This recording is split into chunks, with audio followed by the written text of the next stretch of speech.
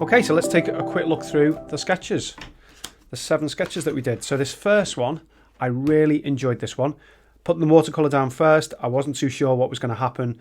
It was all a little bit of a mess and a bit wishy-washy. Didn't really look like anything at all, but I was confident that we could bring it together with the ink, and I think it works quite well. I'm quite pleased with this one.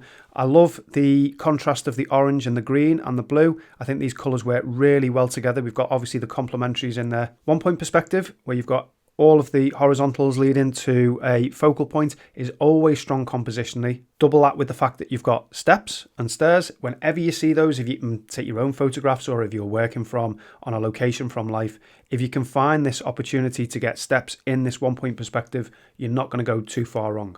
I could definitely see myself doing this, taking a bit more time over it and doing it with other mediums, pastels, coloured pencils maybe. I think it works well with a looser medium, so probably pastels or pastel pencils. And this little sketch has given me enough sort of enthusiasm and inspiration to do that, to go and spend the time and create a more worked up piece of art based on this. If you haven't had a go with this yet, definitely have a go. If you want to do it in ink first and then add the watercolour on top, by all means go and do that. Maybe you'll find that a little bit easier. But a lot of my colour swatches, these little blobs of colour, were in the wrong place, and I just went with them and it turned out okay. So that was the first one. Definitely one of my favourites. So the second one then, of the Sydney Opera House, definitely a more refined sketch. The first one involves a bit more time over the drawing elements to make sure that we get these structures in the right place and the right proportion to one another. So there was a little bit of thought needed and a little bit of plotting out at the beginning, and that's fine. I think if I was going to do this as a bigger, more detailed and time-consuming piece of art, I'd probably zoom in and crop this little scene here and zoom in more on the Opera House. I wouldn't want too much water or too much sky, which I haven't put in the sketch, but I'd maybe cut some of this out and crop this on the left-hand side. Try and keep this towards the third of the composition, but maybe focusing more on this area. I really like this. I think that turned out quite well. The oranges, so they're exaggerated compared to what's in the reference, and it really does strengthen the focal point. So that I quite like about this little sketch. Is it the kind of piece that I'd take a step further? Probably not. It doesn't grab me as a subject matter. You know, the Opera House obviously is a stunning piece of architecture, but this particular view, getting the whole thing in, doesn't inspire me too much. I'm maybe thinking a really close-up view, maybe with the dramatic perspective, a vantage point maybe of a figure that stood here looking up at these sail structures. Maybe that would work better. That would, for me anyway, that would be a little bit more exciting. But overall, not a bad result. On to the next one.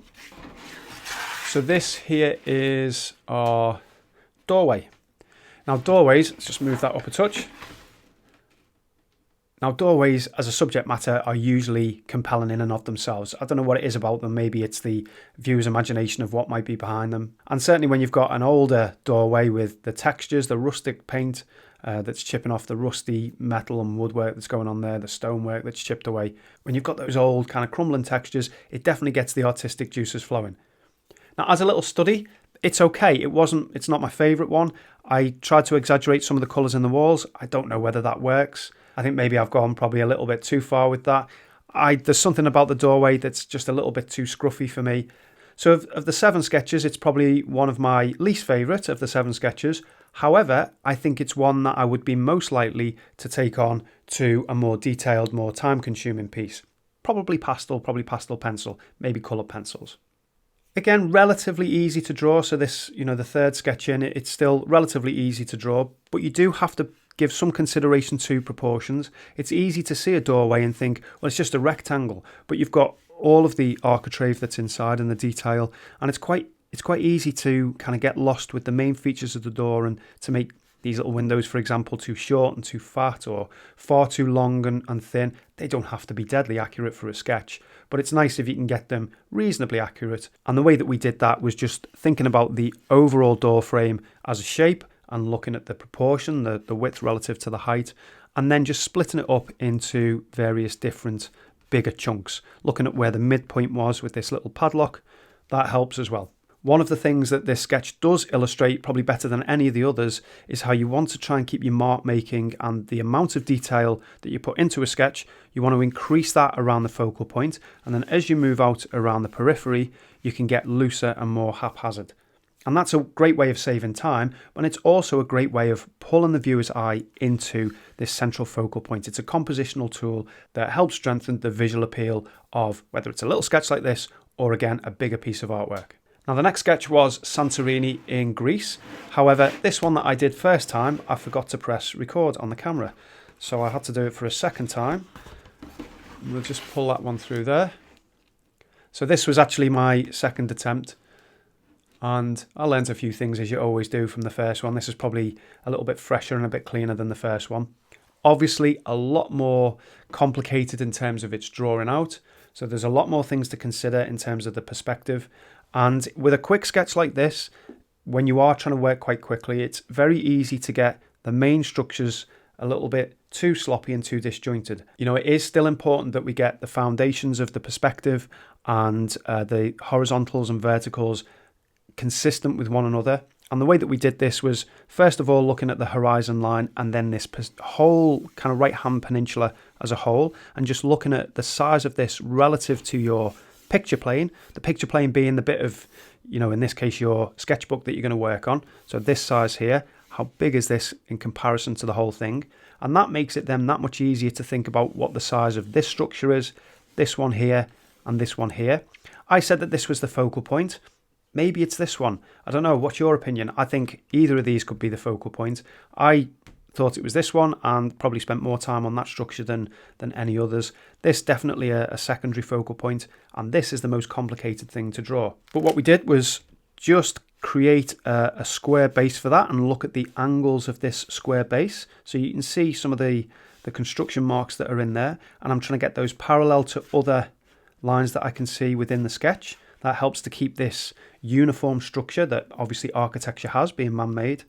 And from there you can build up this as a block and not worry about too much about all the details that are within there. And what you're really trying to do is distract yourself from the final structure with all the detail that you can see in the reference, and just think about how this might be one block in the way that a sculptor starts with a block of stone or clay, and then you chisel away the major forms. So you're creating the major forms with your pen, and it's only at the end that you start to put in the finer details. Now, this isn't really my kind of subject matter. It's a bit kind of chocolate boxy for me and a bit twee, but I quite like this sketch. I love the colours. I think this works really well in the background. This is something that worked better than the first attempt that I had. Colours are a little bit fresher. It's actually relatively easy when you get the positions of these three structures in place to fill in all the bits in between, and certainly these bits in the background is actually quite quick and quite easy. So I know a lot of people watching this will be more their style of subject matter. So have a go with that one and let me know how you get on. Now the next one, we just move this up. So this has got to be one of my favourites. In fact, I'm going to say it was my favourite one to do. Because like most people, this is not a subject matter that I would automatically reach for. I mean, why would you? It's an old factory. It's full of bits and pieces that you can't make head nor tail of looking at the reference photograph. It looks like it's going to be a nightmare to draw, and there's not really a lot of intrinsic beauty within that reference photograph. It's just an old factory. But this is where a piece of art, drawing and painting in particular, for me really kind of stands out ahead of photography, because we're creating our own little interpretation of it, and for some reason, whatever it is, I don't know why it is, but this looks a lot more pleasing, in my opinion, than the reference photograph. Sometimes, you see these stunning reference photos on the likes of Pixabay. If you've ever been to Unsplash, every photograph on there, I mean, it's a piece of art in and of itself. And it's almost like you look at that and think, well, how can I actually improve on that photograph with my piece of artwork? All the work has been done by the photographer. But then you come across the everyday photographs that look a little bit mundane to look at. Maybe it's photos you've taken yourself or a friend or a family member's has taken. They haven't got all these filters on. They're just taken with an everyday camera phone, not this professional high resolution thing. And you convert those into something that is a lot more pleasing, a lot more aesthetically good looking than that initial photograph. Now this, as a sketch, was a great example, I hope, of simplifying overwhelming complexity. I mean, this was so complex and so bitty that you've got to let go of all of that and just look at an overall big blocky structure. And the way that we did that was just creating a single shape from this and looking at this top line, a line that represents loosely most of the structures. Obviously there are structures that jut up, but just looking at one line, and you can see the construction line still in there. again, doesn't matter, adds to the effect.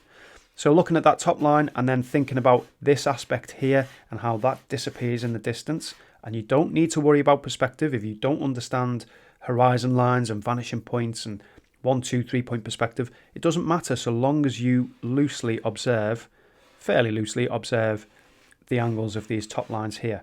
And then because there were so many bits and pieces in between, and because I didn't want to have to keep looking backwards and forwards at the reference photograph to find the places of these, I just put in, if you remember, a few horizontal lines that fanned out from this top angle and then gradually fanned out until they were horizontal, like this bottom line here.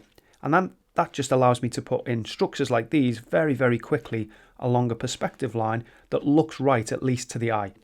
Now, once you've got this big block in, you're then just looking at some of the major features. So I picked out these 4 tanks here, and they're in slightly the wrong place. They should have all been to the left, but again, it doesn't matter. And then there was 4 tanks down the bottom, this kind of chimney thing here, or staircase, whatever it is, some of the scaffolding type structures. And I was just looking for the biggest, most obvious ones and placing those in. And then everything in between was basically just squiggles and hatching and shading really, really quickly, not really paying any attention to the reference photograph at all.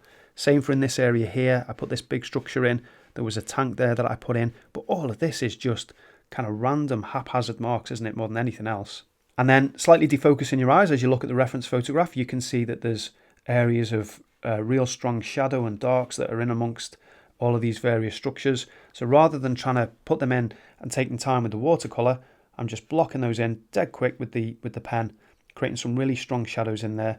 And then it makes it really simple. If you remember, this lesson was dead easy to put the watercolour on top. It was probably 70-80% sketch, 20% watercolour. I really like this blue. I think that works really nice against the oranges and the yellows of these tanks. I think that works great. And I could have done a better job of this. This has gone a bit muddy, hasn't it? It's supposed to have a nice shadow on there. So that wasn't great. But if I was doing it again, I'd learn from that. So how many is that? Is that 4? No, that's 5. That was the 5th sketch. So on to the, where are we? The 6th one. So this was Grand Central Station. I've only ever been there once. Stunning building, amazing city as well. And on the face of it, should be really, really challenging and really, really difficult. So how do we deal with that? By looking first and foremost at, again, the big basic shapes. So just a big blocky shape for the right-hand wall and the left-hand wall, and then this back wall, creating a center line first, because there's a lot of symmetry in this building. This particular composition, where the photographer's taken it from, deliberately so, is right in the middle, so that the clock is in the center, this window's in the center. So I think it's quite important in this particular sketch and composition to try and maintain that symmetry. Now, this was the first scene where we thought about just putting in the big blocks first and then afterwards deciding how much detail that you want to put in and how quickly and how carefree you want to be about putting that detail in. So because of the amount of complexity and detail that's within this and the various elements of the architecture, I just decided to go really, really quick and to keep it really loose. So you can see these areas up here, they're just squiggles to represent some of the fine architecture that's going on up there. You know, same with the brickwork. It's just very, very quick and simple lines. All of this detail on the back here, on this veranda, on this little mezzanine here, very, very quick and impressionistic. Same for the information board and this kind of ticket booth, information booth here and the clock. It's all very, very quick, all very, very loose. Things I like about this, I like the colour of the ceiling. I like the windows. I think the colours of those work quite well. The floor as well, I think that turned out quite nice with some of the subtle reflections in there. Things I don't like about this, I made a bit of a hash of the right and left hand wall. I could have made a better job of those. I think some of these shadows, these cast shadows, don't really look like cast shadows. They probably would have been better without any pen work on and maybe just leaving that to the watercolour. But that's the whole point of working in your sketchbook. It's learning things that are specific to a subject and a medium, and also general principles that you can take forward into all kinds of different pieces of artwork with different mediums. So this is one I would like to revisit, one that I would like to do and spend a little bit more time on. I'd still want to keep it loose and sketchy. I wouldn't really relish having to do all of the architecture imperfectly. That would be a little bit too tedious for me. But yeah, definitely one that I would like to take a stage further. And then on to our final and most recent sketch. So this is St. Paul's Cathedral in London. And the end result is a It's probably one of the better ones. I was probably getting better as I went along the 7 sketches, but I think it's turned out quite nice. I actually like the sky. I'm not a watercolourist, but I actually think that's just a fluke. I think that works quite well. But in terms of the sketching out and the drawing out, obviously the most complicated of all the 7 sketches. You've got a lot of detail to have to deal with and to simplify, and you've got this extreme perspective as well. So there's kind of distorted perspective in every kind of direction. You've got these verticals that are all converging quite sharply as well. You've got the horizontals which are moving direction on this side and this side. So you'd have multiple different vanishing points, probably about 5 or 6 different vanishing points when you take these little structures into consideration as well.